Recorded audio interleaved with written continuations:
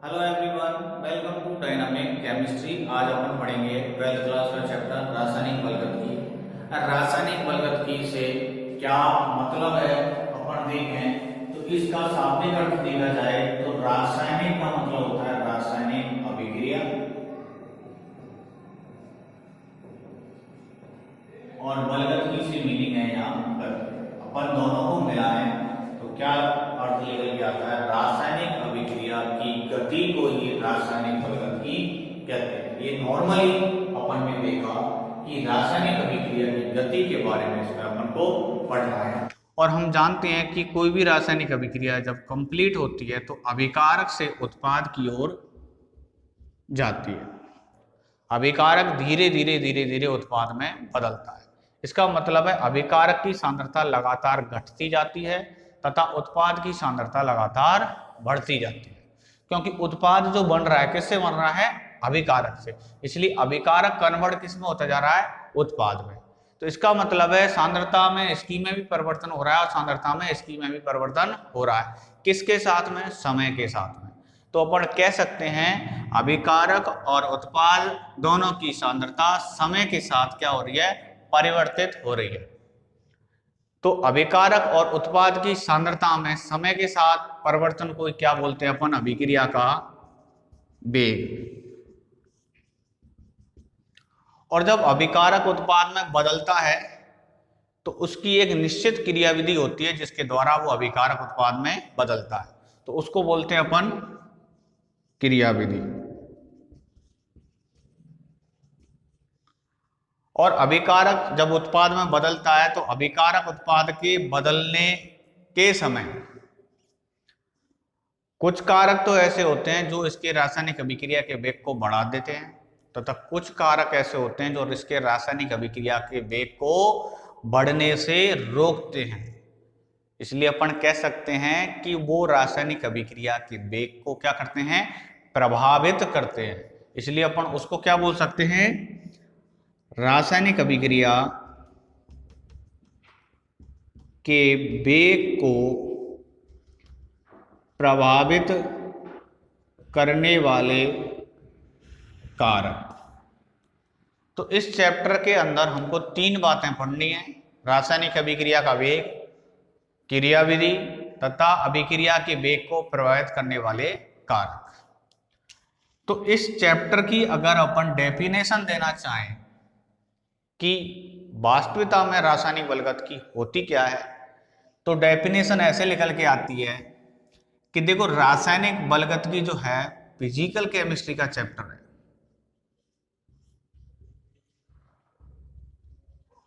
तो physical chemistry की रासायनिक बलगतकी क्या एक ब्रांच है जिसमें अपन ये 3 चीजें पढ़ते हैं। तो डेफिनेशन क्या होती है कि भौतिक रसायन विज्ञान की वह शाखा जिसके अंतर्गत किसी रासायनिक अभिक्रिया का वेग तथा क्रियाविधि तथा रासायनिक अभिक्रिया के वेग को प्रभावित करने वाले कारकों का अध्ययन किया जाता है, उसे रासायनिक बलगतकी कहते हैं। अपन एक एक करके इनको देखें कि अभिक्रिया का वेग डिटेल में क्या होता है, मैकेनिज्म क्या होती है और प्रभावित करने वाले कारक क्या होते हैं। तो अपन जनरली देखें, प्रभावित करने वाले कारक अपन जानते हैं, जैसे उत्प्रेरक है, विकिरण है, टेम्परेचर है। ये क्या है, सब रासायनिक अभिक्रिया वेग को क्या करते हैं, प्रभावित करते हैं। अब कोई रिएक्शन ऐसी हो रही है, बहुत फास्ट हो रही है, हमको चाहिए कि वो थोड़ी स्लो हो जाए, जिससे अपन को पता लग जाए कि रिएक्शन किस तरह से हो रही है, उसके वेग को अपन पता कर सकें। तो अभिक्रिया के वेग को क्या कर रहे हैं, उसमें स्लो कर सकते हैं। कई रिएक्शन ऐसी होती है जो बहुत स्लो हो रही है, तो उसमें क्या होता है कि कोई कारक ऐसा डाला जिसकी वजह से उसको क्या करा, थोड़ा फास्ट कर लिया, जिससे क्या है उसमें टाइम कम लगा। इस तरह से अपन इसको पढ़ते हैं। तो अपन एक एक करके स्टार्ट करते हैं इन सबको। तो पहला पॉइंट देखते हैं अपन, अभिक्रिया का वेग। अभिक्रिया का वेग, इसको अपन स्पीड बोल सकते हैं, वेलोसिटी ऑफ द रिएक्शन।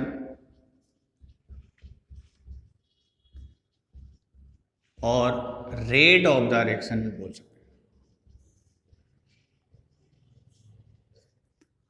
एक ही बात है, हिंदी में इसको अपन अभिक्रिया की दर भी बोल देते हैं। अब जरा देखो, अभिक्रिया का वेग, इसे अपन स्पीड बोलते हैं। और स्पीड शब्द आते ही दिमाग में एक बात आती है कि कोई भी गाड़ी, कोई भी कार किस स्पीड से चल रही है।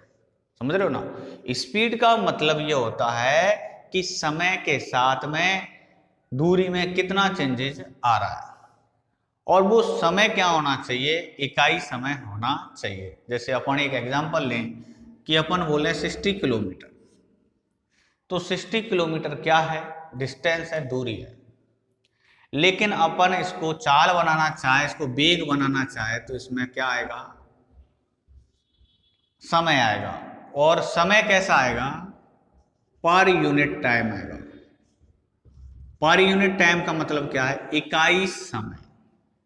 क्या मतलब है, इकाई समय। इकाई समय का मतलब है 1 मिनट, 1 सेकंड, जो भी आएगा वो क्या आएगा, इकाई आएगा।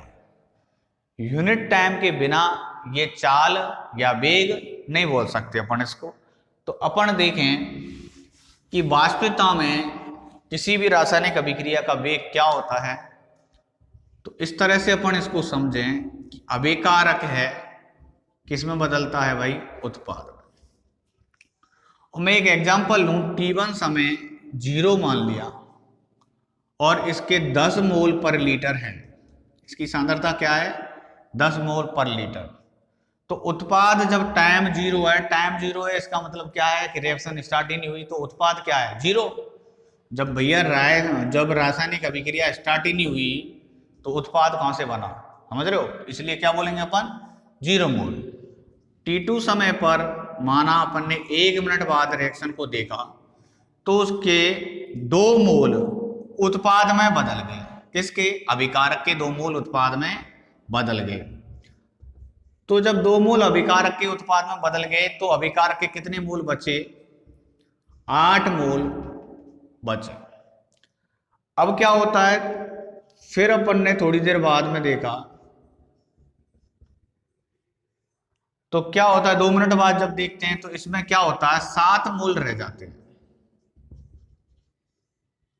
और यहां पर कितने हो गए, 3 मोल पर लीटर। ये अपन ने कोई भी एग्जांपल ले लिया। तो ये एग्जांपल क्या इंडिकेट कर रहा है कि अभिकारक की सांद्रता लगातार घट रही है। बोलो देखो, घट रही है, 10, 8, 7। और उत्पाद की सांद्रता लगातार बढ़ रही है। बोलो 0, 2, 3। इसका मतलब है उत्पाद की सांद्रता तो बढ़ रही है, अभिकारक की सांद्रता लगातार घट रही है। कब, जब समय 0, 1, 2, जब समय बढ़ रहा है, समय क्या हो रहा है भाई, बढ़ रहा है। इसका मतलब ये हो गया कि सांद्रता में परिवर्तन का डायरेक्ट रिलेशन किससे है, समय से है। समझ रहे हो। तो इसका मतलब ये हो गया कि सांद्रता में जो परिवर्तन आ रहा है वो समय के अकॉर्डिंग आ रहा है, इसलिए इसका डेफिनेशन किसके अकॉर्डिंग होती है, वेग जो आता है वो समय के अकॉर्डिंग आता है। लेकिन समय क्या होना चाहिए, अपन ने पहले ही बोला कि समय जो होना चाहिए पर यूनिट टाइम होना चाहिए। पर यूनिट टाइम का मतलब होता है कि 1 मिनट पहले कितनी सांद्रता थी और 1 मिनट बाद में कितनी सांद्रता, या 1 सेकंड पहले कितनी सांद्रता थी और 1 सेकंड बाद में कितनी सांद्रता है। तो जो टाइम की जो यूनिट आएगी वो क्या आएगी, हमेशा इकाई आएगी। अपन देखें इस एग्जांपल में 0 समय था, इसका मतलब रासायनिक अभिक्रिया स्टार्ट ही नहीं हुई। और उसके बाद में 1 मिनट बाद में देखा, या 1 सेकंड बाद में देखें, या 1 घंटे के बाद में देखें, या 1 मंथ के बाद में देखें, या 1 ईयर के बाद में देखें, जो भी होगा वो सब क्या होगा, 1। तो 1 के बाद में देखा तो उसकी सांद्रता में परिवर्तन जो हुआ वो क्या कहलाता है, अभिक्रिया का क्या कहलाता है, वेग। तो एक्चुअल डेफिनेशन जो अपन देखें अभिक्रिया के वेग की, तो क्या निकल के आती है, अभिकारक या उत्पाद की सांद्रता में प्रति इकाई समय में होने वाला परिवर्तन रासायनिक अभिक्रिया का क्या कहलाता है भैया, वेग कहलाता है। तो इसमें दो केस आते हैं, एक बार तो अपन अभिकारक के सेंस में बात करते हैं, दूसरा उत्पाद के सेंस में बात करते हैं। तो अभिक्रिया का वेग, वेग बराबर क्या होता है, अभिकारक की सांद्रता में परिवर्तन अपॉन परिवर्तन में लगा समय। मतलब क्या है, जब सांद्रता 10 मोल पर लीटर से 8 मोल पर लीटर हुई, इसका मतलब सांद्रता में चेंज हुआ, तब टाइम क्या लगा, 0 से क्या हो गया 1 मिनट। तो ये तो हो गया परिवर्तन में लगा समय, सांद्रता में परिवर्तन क्या हो गया ये। इसी तरह से अपन उत्पाद के बारे में पढ़ेंगे। तो पहले अपन अभिकारक के बारे में बात कर रहे हैं। तो केस क्या हो गया, फर्स्ट क्या हो गया, वेग अभिकारक की सांद्रता में परिवर्तन अपॉन परिवर्तन में लगा समय। तो क्या हो गया भाई, जैसे मैं मान कि इसकी सांद्रता ये क्या है स्टार्टिंग में, इसलिए कंसंट्रेशन को बोलते हैं सी। तो कंसंट्रेशन का सी लिया और कंसंट्रेशन को क्या बोलते हैं, सांद्रता, इसलिए सी आई का मतलब इनिशियल और सी एफ का मतलब होता है फाइनल। सी एफ का मतलब फाइनल कंसंट्रेशन, जब एक कंडीशन में अपन ने देखा। तो इसका मतलब क्या है, सी एफ माइनस सी आई सांद्रता में परिवर्तन अपॉन परिवर्तन में लगा समय T2 माइनस T1। तो क्या निकल के आता है भैया, delta C upon delta T. अब जो ये वैल्यू आई वो क्या आई, माइनस में आई। और अपन क्या कहते हैं, रासायनिक अभिक्रिया का वेग कभी भी माइनस नहीं हो सकता। भाई माइनस थोड़ी हो सकता है, कोई गाड़ी चल रही है कितनी भी स्पीड से चल रही है, ब्रेक लगाओगे तो क्या रुक जाएगी, ऐसे थोड़ी माइनस में रेट पहुंच जाएगी। इसका मतलब है कभी भी रासायनिक अभिक्रिया का वेग क्या होता है, माइनस में नहीं होता है। लेकिन ये निकल के आ रहा है, समझ रहे हो, तो ये कभी भी पॉसिबल नहीं है। इसीलिए यहां पर क्या है, पहले से ही माइनस लगाया जाता है। इसलिए ये वाला माइनस और ये माइनस निकल के आया, वो वाला माइनस, ये माइनस माइनस प्लस हो गया, इसलिए क्या बोल सकते हैं, delta C upon delta T. कहने का मतलब जो अभिक्रिया का वेग आता है वो हमेशा क्या आता है, प्लस में होता है। केवल और केवल ये माइनस यह डिनोटेट करता है कि अभिकारक की सांद्रता समय वृद्धि के साथ साथ लगातार घट रही है। तो इसीलिए अपन अभिक्रिया का वेग यहां लगाते हैं, क्या लगाते हैं भाई, माइनस, क्योंकि ये वाला माइनस लगातार आ रहा है, समझ रहे हो। तो कहने का मतलब ये हो गया minus delta C upon delta T, आगे से ऑलरेडी लगा हुआ है, ये चेंज वाला अंदर है, उसमें कितना वैल्यू नेगेटिव आएगी वो नेगेटिव नेगेटिव प्लस हो जाएगा। तो रेट तो ओवरऑल पॉजिटिव आएगी, लेकिन ये सिंबल क्या डिनोटेट कर रहा है, केवल और केवल ये डिनोटेट कर रहा है कि अभिकारक की सांद्रता समय वृद्धि के साथ साथ लगातार घट रही है। इस तरह से एक केस तो ये हो गया। दूसरे केस की बात करें अपन,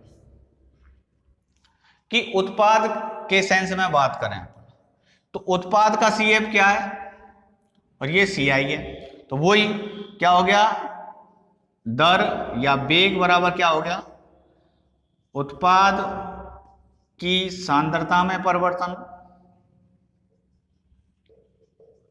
अपॉन परिवर्तन में लगा समय। तो भैया देखो CF minus CI upon T2 minus T1, तो ये क्या हो गया, 2 में से 0 गया, समझ रहे हो, और यहां क्या हो गया, T2 1 में से 0 गया। तो क्या आया, ओवरऑल जो वैल्यू आई वो क्या आएगी, पॉजिटिव। जब पहले से ही पॉजिटिव आ रहा है तो आगे कुछ नहीं लगाते, और रासायनिक अभिक्रिया का वेग हमेशा पॉजिटिव होता है।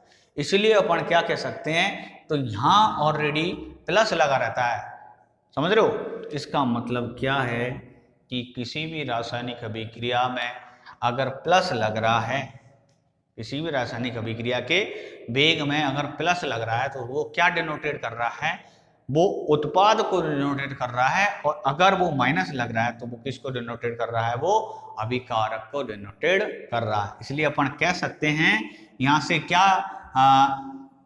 निकल के आता है कि अगर delta C upon delta T plus minus लगाया, वो दर बराबर क्या होता है, ये होता है। अगर मैं बोलूं minus delta C upon delta T है, इसका मतलब केवल और केवल ये होता है इस माइनस का कि किसके सेंस में बात हो रही है, रिएक्टेंट के सेंस में बात हो रही है, अभिकार के संदर्भ में बात हो। Plus delta C upon delta T आता है तो किसके सेंस में बात हो रही है, उत्पाद के सेंस में बात हो रही है। ये मतलब है माइनस प्लस का, केवल और केवल ये मतलब है, बाकी और कुछ नहीं है। अब दर बराबर क्या आ रही है, plus minus delta C upon delta T. अब जो दर है रासायनिक अभिक्रिया की, जो रेट है वो किस पर निर्भर कर रही है, डेल्टा टी पर। क्योंकि जब डेल्टा टी ज्यादा है तो ये ऑटोमेटिक क्या होगा, कम होगा, और डेल्टा टी कम है इसका मतलब ये क्या होगा, ज्यादा होगा। समझ रहे हो, मतलब क्या है, डेल्टा टी क्या है, रिएक्शन में लगने वाला समय। समझ रहे हो, तो रासायनिक अभिक्रिया 3 प्रकार की होगी, किसके अकॉर्डिंग, डेल्टा टी के अकॉर्डिंग, कि किस अभिक्रिया में कितना समय लग रहा है। On the basis of delta T reaction कितने प्रकार की होती है भैया, 3 प्रकार की होती है। अब देखो पहला पॉइंट पढ़े अपन कि delta T very small, delta T very small. खुद देखो तुम, आर रेट बराबर क्या है, delta C upon delta T, ये बराबर क्या है, बहुत ही छोटा। जब डेल्टा टी बहुत छोटा है, जब बहुत छोटी वैल्यू का अपन इसमें भाग देंगे तो आर बराबर क्या आएगा, बहुत ज्यादा। तो आर क्या आएगा, आर क्या है, रेट, तो रेट क्या आएगी, हाई। जब रेट हाई आएगी, हाई का मतलब है बहुत तेज, और जब रिएक्शन की रेट बहुत तेज होगी तो ऐसी रिएक्शन को अपन बोलते हैं फास्ट अभिक्रिया या फास्ट रिएक्शन। कैसी होती है, फास्ट रिएक्शन, तीव्र अभिक्रिया। क्या बोलते हैं अपन, तीव्र अभिक्रिया, फास्ट रिएक्शन। अब सुनो, डेल्टा टी इतना छोटा है कि हमको पता ही नहीं लग रहा कि रिएक्शन हो गई। इसका मतलब है जैसे ही तुमने रिएजेंटों को मिलाया, मिलाते ही उत्पाद में कन्वर्ट हो गया। अब इतनी फास्ट रिएक्शन का रेट डिटरमाइन नहीं कर सकते, क्योंकि उसका डेल्टा टी पता करना एक नॉर्मल कंडीशन में पॉसिबल नहीं है। इसलिए अपन कह सकते हैं इस टाइप की रिएक्शन के वेग को मापा नहीं जा सकता। समझ रहे हो ना, वेग को मापा नहीं जा सकता, तो अपन रेट डिटरमाइन नहीं कर सकते। अगर इसका अपन एग्जांपल देखें तो जैसे ये एग्जांपल है, अम्ल और क्षार दोनों को मिलाया तो क्या बन गया, सोल्ट बन गया प्लस H2। तो ये रिएक्शन इतनी फास्ट होती है कि पलक झपकते ही ये रिएक्शन कंप्लीट हो जाती है। इसलिए डेल्टा टी जो लग रहा है वो बहुत ही स्मॉल है और उसको पता अपन नहीं कर सकते नॉर्मल कंडीशन के अंदर। इसलिए अपन कह सकते हैं इस प्रकार की रिएक्शन का रेट डिटरमाइन करना पॉसिबल नहीं है। बात आती है सेकंड कि डेल्टा टी एक बार क्या हो गया, वेरी स्मॉल, दूसरी बार क्या पढ़ेंगे वो अपन, वेरी लार्ज, बहुत ज्यादा। अब हम कह रहे हैं कि डेल्टा टी बहुत ज्यादा है, डेल्टा टी बहुत ज्यादा, क्या अपन इस डेल्टा सी में भाग देंगे तो भाग देने के बाद आर क्या आएगा, बहुत कम। जब आर बहुत कम आया इसका मतलब क्या है, रेट बहुत स्लो है। ऐसी रासायनिक अभिक्रिया जिसकी रेट बहुत ही ज्यादा स्लो है उसका भी वेग अपन पता नहीं कर सकते, क्योंकि जब टाइम का एक्चुअल पता करें अपन कितना समय लग रहा है वो निकल के नहीं आता है। इसलिए एक नॉर्मल कंडीशन के अंदर अपन इसको भी ये बोलेंगे कि वेग को मापा नहीं जा सकता है। अगर अपन इसका एग्जाम्पल देखें कि लोहे पर जंग लगना, अब लोहे पर जंग लग रहा है तो लोहे पर जब जंग लग रही है तो इसमें एक्चुअल ये टाइम नहीं पता कि इतने दिन में लोहे पर जंग लग जाएगी। आजकल तो टेक्नोलॉजी इतनी बढ़ गई कि लोहे पर जंग है ना सालों लग जाती है, जब भी नहीं लगती। समझ रहे हो, इसका मतलब ये हो गया कि इस टाइप की रिएक्शन इतनी स्लो होती हैं जो इनको भी पता अपन नहीं कर सकते, इनका वेग अपन पता नहीं कर सकते। तो अब तीसरी कंडीशन आती है कि डेल्टा टी जो है ना तो बहुत स्मॉल है और ना ही बहुत लार्ज है। इसका मतलब क्या है, डेल्टा टी जो है ना तो बहुत ज्यादा भी नहीं है और ना ही बहुत कम। बोलो बात समझ में आ रही है? डेल्टा टी ना तो बहुत ज्यादा है और डेल्टा टी ना ही बहुत कम है। इसका मतलब ये हो गया ना तो बहुत ज्यादा है ना बहुत कम है, इसका मतलब बीच वाली कंडीशन है। इस प्रकार की रिएक्शन को अपन कहते हैं मॉडरेट रिएक्शन या मध्यम अभिक्रिया। अब मध्यम अभिक्रिया का नाम से पता लग रहा है कि भैया ऐसा वेग है जिसको अपन आसानी से पता कर सकते हैं। तो रेट क्या होगी, ना ही बहुत ज्यादा ना ही बहुत कम, इसका मतलब उसको अपन पता कर सकते हैं। इस तरह की रिएक्शन को अपन क्या बोल सकते हैं, इनके वेग को डिटरमाइन कर सकते हैं। समझ रहे हो, इनके वेग को मापा जा सकता है।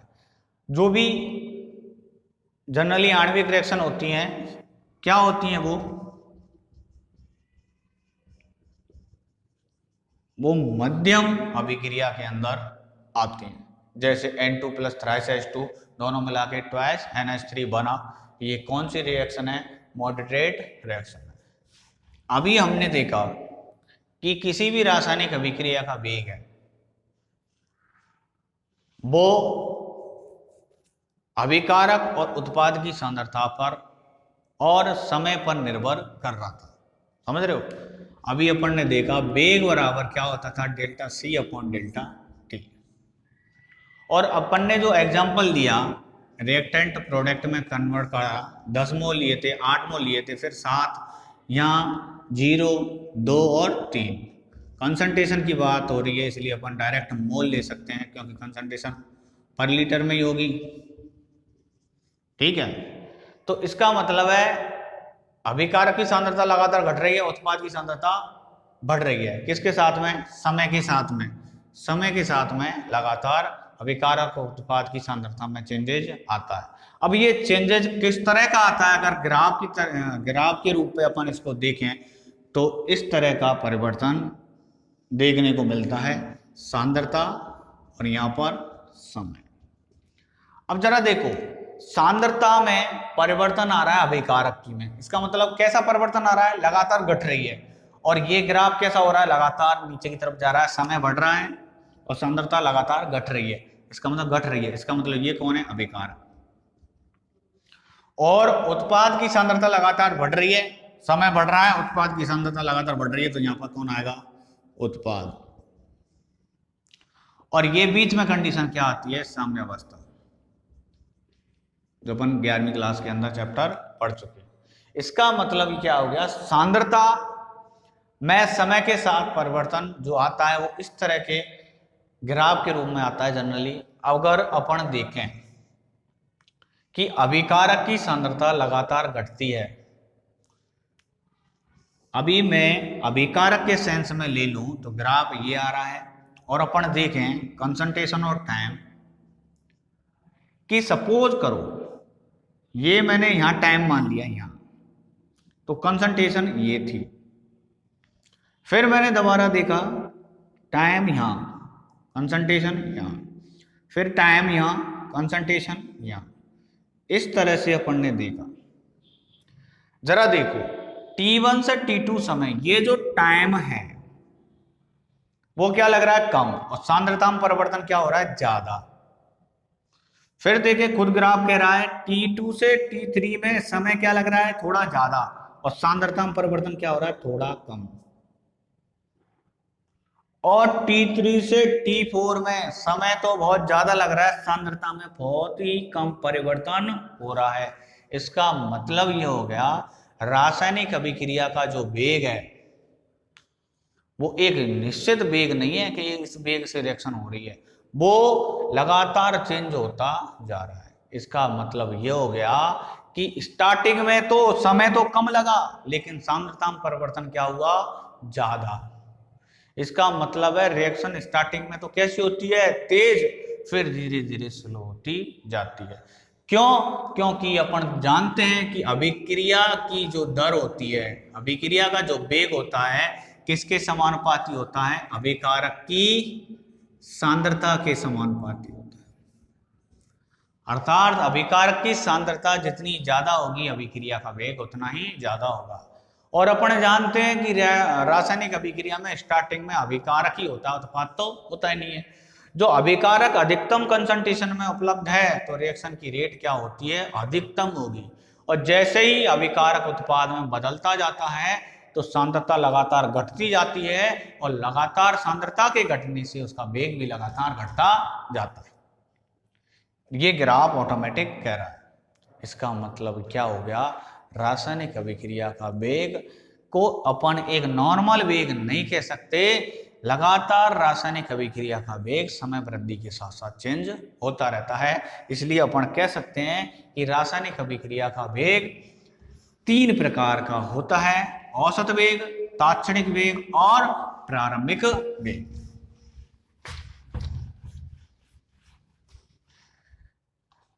अपन पहले पढ़ते हैं औसत वेग। औसत वेग, औसत वेग का नाम से पता लग रहा है एवरेज। कि कोई भी एग्जांपल ले लें अपन, जैसे सपोज करो कि हमने लिया कि 70, 80 और 90। अपन बोल रहे हैं कि जयपुर से जोधपुर, जयपुर से जोधपुर कोई इंसान गया और उसकी गाड़ी जो थी उस जिससे वो गया उसकी स्पीड एक फिक्स तो है नहीं है कि इतनी स्पीड से चलाई साहब उसने, उससे वो पहुंच गया। समझ रहे हो, वो गाड़ी 70 पे भी चलेगी, 80 पे भी चलेगी, 90 पे भी चलेगी। इसका मतलब है गाड़ी की जो रेट है, गाड़ी का जो वेग है वो चेंज होता रहेगा। अपन बात करें और लास्ट में उससे पूछें कि भैया कितने स्पीड से तुम यहाँ पर आए, तो वो बोलेगा कि एवरेज इतने से गाड़ी चली। इसका मतलब अगर एवरेज निकालना है तो तीनों को जोड़ दो और +3 का अपन इसमें क्या दे दें, भाग। और जैसे अपन ने भाग देंगे तो जो वैल्यू निकल के आएगी, जो भी निकल के आई, माना वैल्यू x निकल के आई और जो ये वैल्यू निकल के आएगी वो हमेशा 70 से ज्यादा होगी और 90 से क्या होगी, कम होगी। इसका मतलब क्या होगी, ये वैल्यू जो निकल के आई वो 70 से हमेशा क्या होगी, ज्यादा, और इससे क्या होगी, हमेशा कम। इसका मतलब है क्या हकीकत में वो गाड़ी उस वेग से चल के आई, नहीं। क्यों? क्योंकि वो तो 70 से भी चली, 80 से भी चली और 90 से भी चली। वो तो अपन एक आइडिया कह सकते हैं कि इतनी स्पीड से वो चली गाड़ी। इसलिए वास्तव में औसत वेग को एक वास्तविक वेग कहना सही नहीं है, क्योंकि भाई जो भी ये वैल्यू लिख ली वो वैल्यू इस 70 से ज्यादा है। 70 को ये वैल्यू कहना गलत है और 90 को भी ये कहना गलत है। इसका मीनिंग ये आ गया कि औसत वेग वास्तविक वेग नहीं है, एक आइडिया लग जाता है बस। तो क्या पढ़ सकते हैं अपन, T1 समय पर सांद्रता C1 और T2 समय पर सांद्रता C2। तो क्या हो गया, डेल्टा T समय में सांद्रता में चेंज क्या आया, डेल्टा C। तो इसलिए अपन बोल सकते हैं कि दर बराबर क्या आया, delta C upon delta T। इसलिए बोलेंगे अपन डेल्टा T समय में सांद्रता में होने वाला परिवर्तन अभिक्रिया का क्या कहलाता है, औसत वेग कहलाता है। अपन ग्राफ में देखें तो अभिकारक के सेंस में बात करें माना तो T1 समय पर सांद्रता सपोज करो C1 है और T2 समय पर सांद्रता माना C2 है। तो इन दोनों में टाइम में जो चेंज हुआ है डेल्टा T और कंसंट्रेशन में चेंज हुआ है वो डेल्टा C, वो ही क्या कहलाता है, औसत वेग कहलाता है। बोलो क्लियर है। अब आगे अपन पढ़ें तो अगला आता है तात्क्षणिक वेग। और तात्क्षणिक वेग का नाम से पता लग रहा है कि किसी क्षण विशेष पर अभिक्रिया के वेग को तात्क्षणिक वेग कहते हैं। तात्क्षणिक वेग, देखो नाम से पता लग रहा है तात्क्षणिक, क्षणिक, तो किसी क्षण विशेष पर अभिक्रिया के वेग को क्या बोलते हैं अपन? तात्क्षणिक वेग। तो अपन ने औसत वेग क्या निकाला था? Delta C upon delta T. अपन कह रहे हैं क्षण विशेष पर। आजकल गाड़ियों में डिजिटल मीटर चल रहा है, और डिजिटल मीटर का मतलब क्या होता है कि एक एक रीडिंग का पता है, जैसे 70 से चल रही है, 71, 72, 73, 74, इस तरह से एक एक्चुअल रेट का पता चलता है। पहले की तरह नहीं है कि 70 और 80, 90 इस तरह से। अब वो क्या हो रहा है, डिजिटल मीटर में गाड़ी चल रही है सब 70, 71, 72, 73, 74, 75, इसका मतलब है एक्चुअल रेट का पता लग रहा है कि इस रेट से गाड़ी चल रही है। तो प्रत्येक क्षण जब मीटर में, जब तुम भी देखोगे, जब भी देखोगे उस मीटर में, हर क्षण उसका वेग क्या होगा? अलग होगा। इसका मतलब ये हो गया, अभी गर्दन यहाँ है, दोबारा अपन ने जैसे गर्दन को यहाँ से घुमा के यहाँ देखा, से यहाँ तक होने में डेल्टा टी जो लग रहा है वो बहुत ही कम है, इसका मतलब नेग्लिजिबल है। इसलिए अपन क्या बोल सकते हैं कि डेल्टा टी टेंड्स टू 0, इसका मतलब लग ही नहीं रहा है। इसलिए अपन क्या बोल सकते हैं, इसका छोटा रूप आएगा, किस में बदल जाएगा? डेल्टा किस में बदल जाएगा? डी में बदल जाएगा, और क्या आ जाएगा? DC upon dt। ये कौन आ गया? तात्क्षणिक वेग। अब वो ही कंडीशन है प्लस माइनस। प्लस माइनस का मतलब क्या है? माइनस आ रहा है, इसका मतलब क्या है? अभिकारक के बारे में बात हो रही है, और माइनस की जगह क्या आ रहा है? प्लस आ रहा है, इसका मतलब क्या है? उत्पाद के बारे में बात हो रही है। अपन ग्राफ में देखें कि अभिकारक